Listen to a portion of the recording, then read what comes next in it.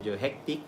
So, tawag niyan, yung schedule mo, schedule ko, medyo, tawag niyan,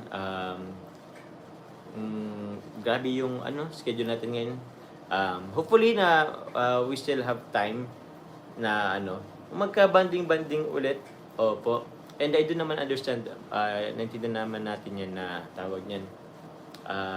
Meron kang, focus ka sa pag-aaral, and yun, actually, okay lang naman, sabi ka lang kung kasi malapit lang naman tayo. Malapit ka lang naman, di ba?